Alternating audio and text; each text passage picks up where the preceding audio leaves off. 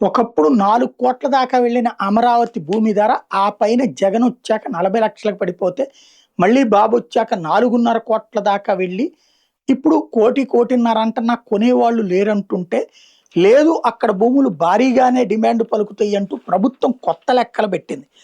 ఏంటయ్యా అంటే రాజధాని అమరావతిలో 5 స్టార్ హోటల్ ఎవరైనా కట్టుకోవాలంటే ఎకరం 8,20,00,000 రూపాయలకు అమ్ముతుందట సిఆర్డీఏ. రాజధానిలో సిఆర్డీ సంస్థలు కేటాయిస్తున్న భూములకు ఇంత ఎక్కువ ధర నిర్ణయించడం ఇదే మొదటిసారి. గతంలో ప్రైవేటు సంస్థలు గరిష్టంగా ఎకరంగా 4 కోట్లు కేటాయించింది. 4 కోట్ల చొప్పున.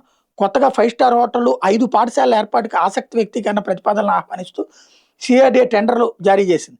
2 4 స్టార్ హోటళ్లు, 3 3 స్టార్ హోటళ్లు, 2 రెసిడెన్షియల్ హోటళ్లు, 3 డే స్కూళ్ల ఏర్పాటుకి టెండర్లు పిలిచింది. స్టార్ హోటళ్లకు పూర్తి హక్కులతో ఫ్రీ హోల్డ్ భూమి అమ్ముతుంది. వార్షిక స్థూల ఆదాయంలో 5% హోటళ్లు సిఆర్డీఏకి చెల్లించాల్సి ఉంటుంది. స్కూళ్లకు మాత్రం 33 ఏళ్ల పాటు లీజుకి ఇస్తుంది. ఆ తర్వాత మరో 33 ఏళ్లు పొడిగిస్తుంది. ఎకరం 4.1 కోట్లు చొప్పున కేటాయిస్తుంది. దాంతోపాటు వార్షిక లీజు కూడా చెల్లించాల్సి ఉంటుంది. రాజధానిలో ఇప్పటిదాకా హోటళ్ల ఏర్పాటుకి వచ్చిన ప్రతిపాదనలు మంత్రివర్గ ఉపసంఘం పరిశీలించి సిఫార్సు చేస్తూ వాటి మీద సిఆర్డీ అథారిటీ సమావేశంలో నిర్ణయం తీసుకుంటుంది. ప్రాంతం ఎంపిక, ధర సిఆర్డీ విచక్షణాధికారం మేరకే ఉంటుంది.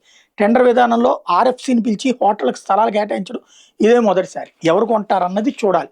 8 కోట్ల పెట్టి కొనటం అంటే రియల్ ఎస్టేట్ భారీగా పుంజుకుంటుంది. అయితే ఇక ధనవంతుల రాజధానిగా మారిపోతుంది.